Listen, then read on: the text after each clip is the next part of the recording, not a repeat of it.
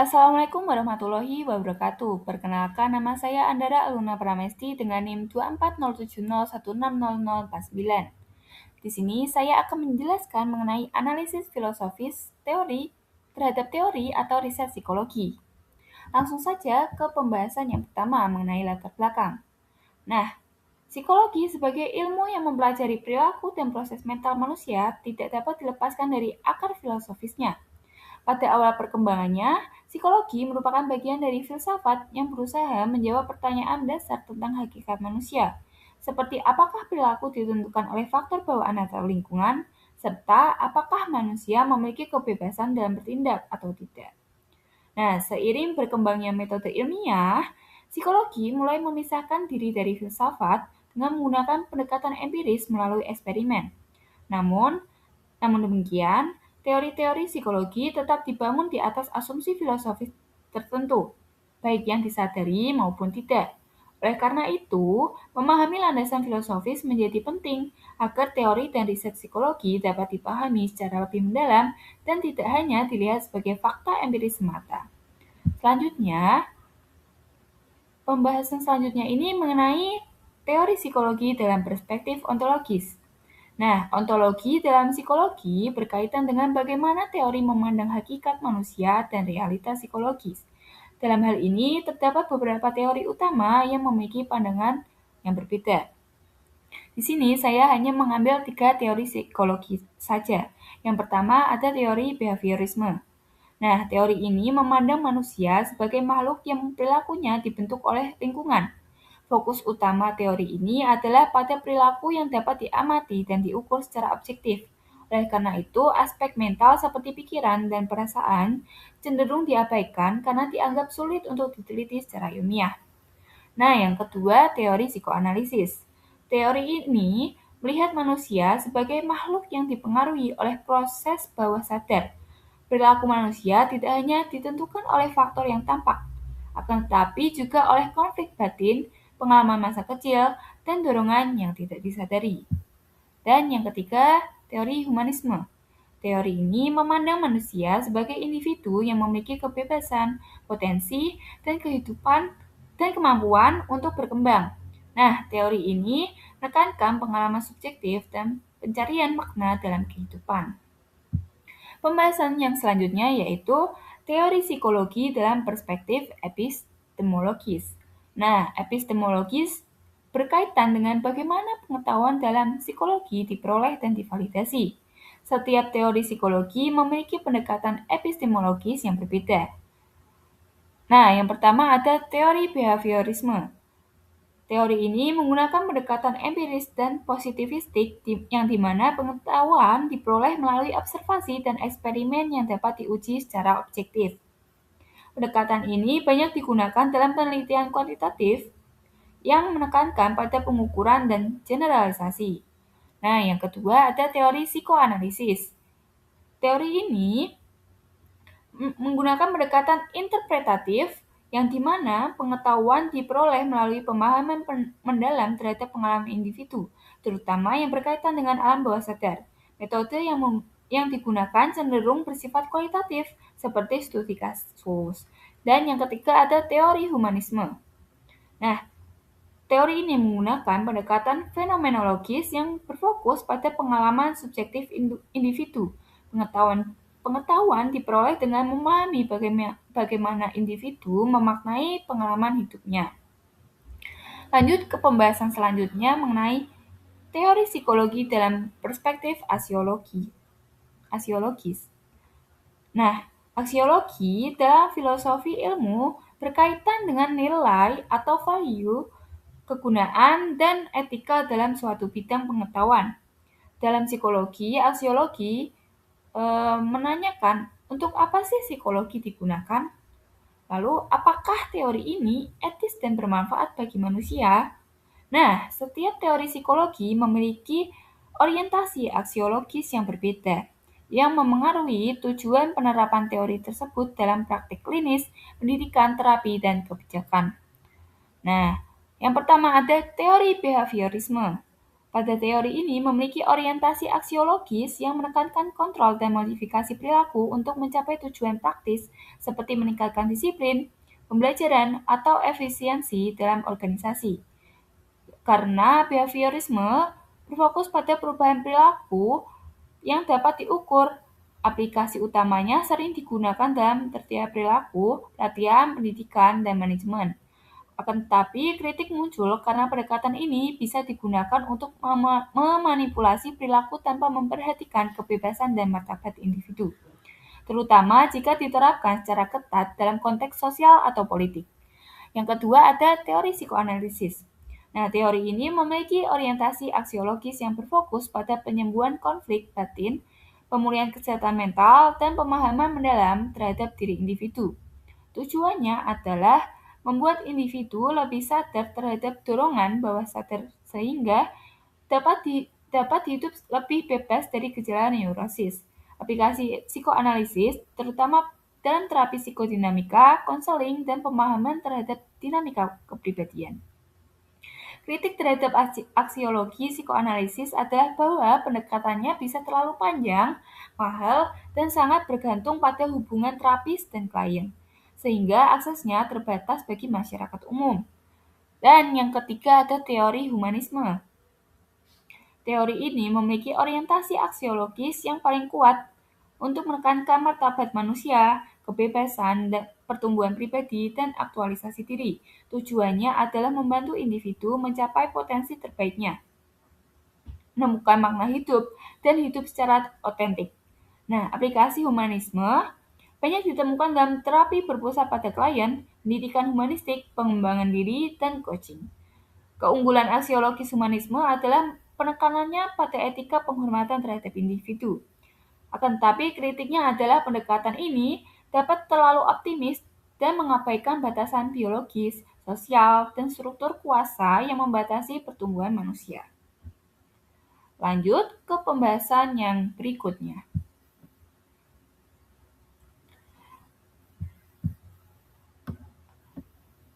Pembahasan yang berikutnya ini mengenai aliran filosofis dalam psikologi. Psikologi modern tidak lahir dari ruang hampa, akan tetapi berkembang dari beberapa aliran filsafat utama yang memengaruhi cara pandang terhadap manusia, perilaku, dan cara memperoleh pengetahuan. Terdapat 3 aliran filsafat yang paling berpengaruh dalam psikologi, yaitu positivisme, idealisme, dan eksistensialisme.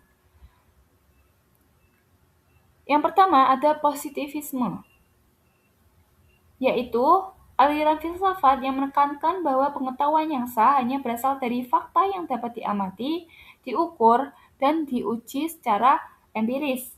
Aliran ini menolak spekulasi metafisik dan menganggap bahwa realitas berarti hanyalah realitas yang dapat diverifikasi melalui indera. Nah, positivisme sangat memengaruhi perkembangan behaviorisme dalam psikologi, yang dimana fokus penelitian dibatasi pada perilaku yang dapat diamati dan diukur secara objektif, sementara proses mental dianggap kotak hitam yang tidak perlu diteliti. Implikasinya, riset positivis dalam psikologi cenderung menggunakan eksperimen kuantitatif, statistika, dan prinsip generalisasi. Dan yang kedua ada idealisme. Aliran ini menekankan bahwa realitas yang paling fundamental adalah realitas mental, ide, atau kesadaran, bukan materi fisik.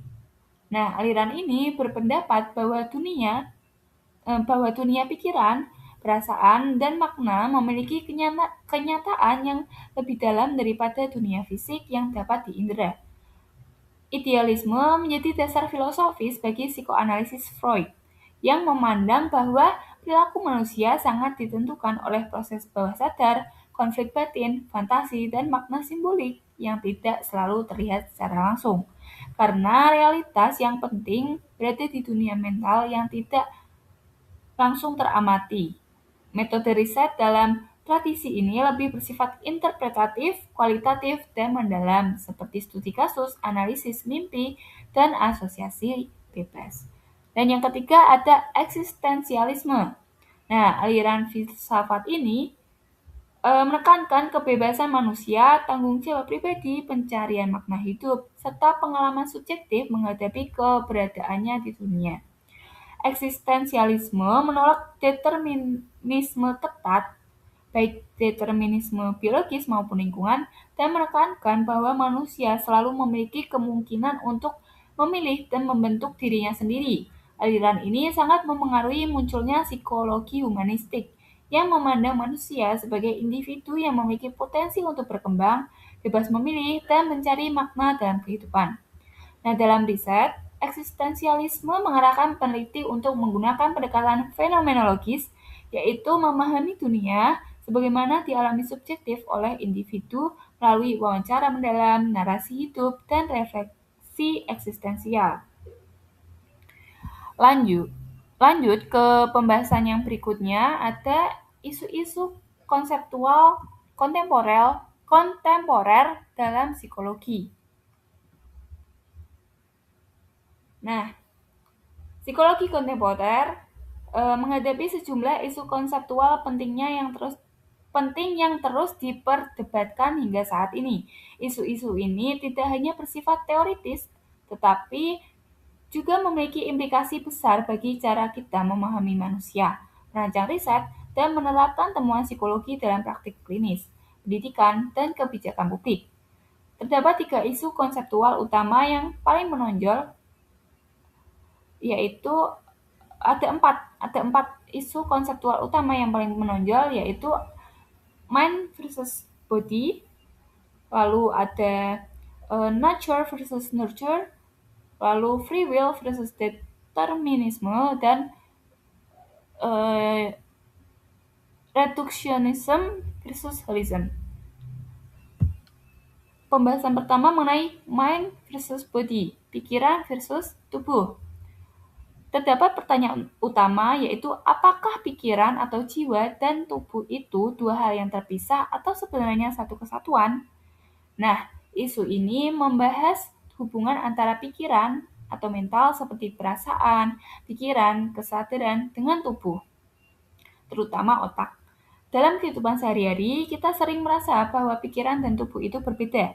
Misalnya, kita bisa merasa sedih, akan tapi tidak selalu langsung terlihat secara fisik. Namun di sisi lain, kondisi tubuh juga bisa mempengaruhi pikiran, seperti ketika sakit membuat kita mudah marah atau lelah secara mental. Nah, dalam filsafat dan psikologi ada 2 pandangan utama yang saling bertentangan, yaitu dualisme yaitu berpendapat bahwa pikiran dan tubuh adalah 2 hal yang berbeda, yang artinya jiwa tidak sama dengan tubuh dan memiliki keberadaan sendiri. Pandangan ini melihat manusia sebagai gabungan antara aspek fisik dan non-fisik. Sebaliknya, monisme berpendapat bahwa pikiran dan tubuh sebenarnya satu kesatuan. Dalam pandangan ini, semua proses mental pada akhirnya berasal dari aktivitas fisik, terutama otak. Nah, isu ini sangat penting dalam psikologi modern, terutama dalam bidang seperti neuropsikologi. Jika kita menganggap pikiran hanya sebagai hasil otak, maka gangguan mental akan lebih fokus ditangani secara biologis, misalnya dengan obat. Nah, akan tetapi pikiran dianggap memiliki dimensi tersendiri, maka pendekatan psikologi seperti terapi juga menjadi sangat penting. Nah, yang kedua ada nature versus nurture. Pertanyaan utamanya yaitu apakah perilaku manusia lebih ditentukan oleh faktor bawaan atau lingkungan? Nah, isu ini mencoba menjawab pertanyaan dasar. Contohnya seperti kenapa seseorang menjadi seperti dirinya yang sekarang? Apakah karena ia memang terlahir seperti itu atau karena dibentuk oleh pengalaman hidupnya atau lingkungannya? Nah, pendekatan nature atau biologis berpendapat bahwa banyak aspek perilaku manusia ditentukan oleh faktor genetik dan proses biologis. Misalnya, kecerdasan temperamen atau bahkan kecenderungan terhadap gangguan mental tertentu bisa diwariskan secara genetik. Dalam pandangan ini, manusia sudah membawa potensi sejak lahir. Sebaliknya, pendekatan nurture dari lingkungan menekankan bahwa Lingkungan ini memiliki peran besar dalam membentuk manusia. Keluarga, pendidikan, budaya, pergaulan, dan pengalaman hidup dianggap sangat menentukan bagaimana seseorang berpikir dan berperilaku. Misalnya, seseorang bisa menjadi percaya diri karena dibesarkan dalam lingkungan yang mendukung. Nah, dalam perkembangan psikologi kontemporer, isu ini tidak lagi dilihat sebagai pilihan seperti salah satu, akan tetapi sebagai interaksi antara keduanya. Artinya, genetik memang memberi dasar, akan tetapi lingkungan menentukan bagaimana potensi itu dapat berkembang. Selanjutnya ada free will dan determinism, yaitu kebebasan versus ketentuan. Nah, pertanyaan utamanya, apakah manusia benar-benar bebas memilih ataukah perilakunya sudah ditentukan oleh faktor tertentu? Isu ini berkaitan dengan kebebasan manusia dalam mengambil keputusan. Dalam kehidupan sehari-hari, kita merasa bahwa kita bebas memilih.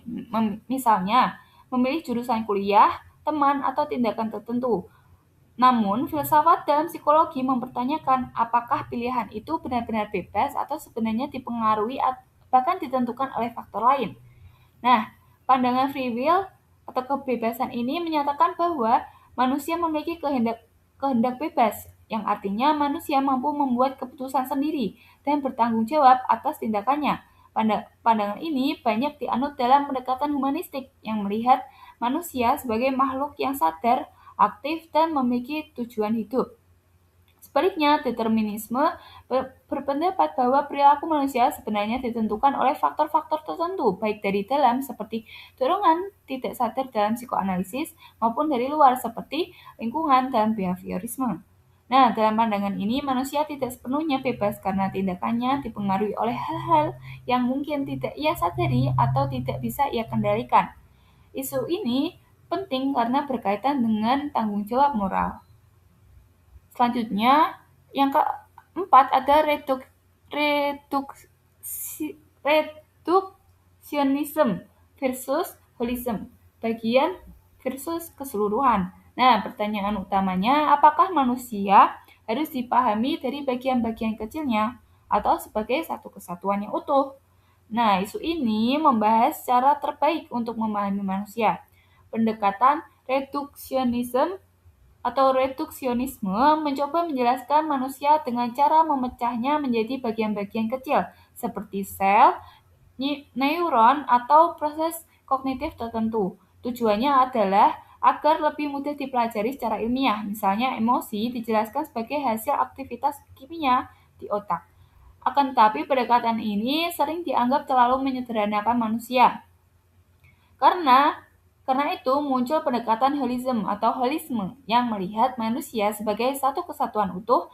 Dalam pandangan ini, perilaku manusia tidak bisa dipahami hanya dari bagian-bagiannya saja, akan tetapi harus dilihat secara keseluruhan termasuk hubungan antara pikiran, tubuh, lingkungan, dan pengalaman hidup. Sebagai contoh, untuk memahami seseorang yang mengalami stres, pendekatan reduksionisme mungkin hanya melihat hormon atau aktivitas otaknya saja. Sementara pendekatan holisme ini akan melihat juga kondisi sosial, pengalaman hidup, hubungan dengan orang lain, dan makna yang dirasakan individu tersebut. Dalam psikologi kontemporer, kedua pendekatan ini sering digunakan secara bersama-sama karena masing-masing memiliki kelebihan dan keterbatasan. Lanjut ke pembahasan yang terakhir mengenai kesimpulan. Nah, psikologi sebagai ilmu tidak dapat dipisahkan dari landasan filosofis yang membentuk cara pandang terhadap manusia, metode penelitian, serta tujuan penerapannya. Berbagai aliran seperti positivisme, idealisme, dan eksistensialisme melahirkan teori-teori psikologi dengan asumsi, pendekatan, dan fokus yang berbeda, sehingga tidak ada satu teori yang sepenuhnya mutlak benar, melainkan saling melengkapi. Perbedaan dalam aspek ontologi, epistemologi, dan aksiologi menunjukkan bahwa setiap teori memiliki kekuatan dan keterbatasan masing-masing. Selain itu, psikologi juga dihadapkan pada isu-isu kontemporer yang menuntut sikap reflektif dan kritis dalam pengembangan ilmu. Dengan memahami analisis filosofis, psikologi dapat digunakan secara lebih tepat, tidak hanya ilmiah, tetapi juga etis, kontekstual, dan relevan dengan kompleksitas kehidupan manusia. Baik, sekian dari saya. Apabila ada kesalahan kata, mohon dimaafkan. Terima kasih. Wassalamualaikum warahmatullahi wabarakatuh.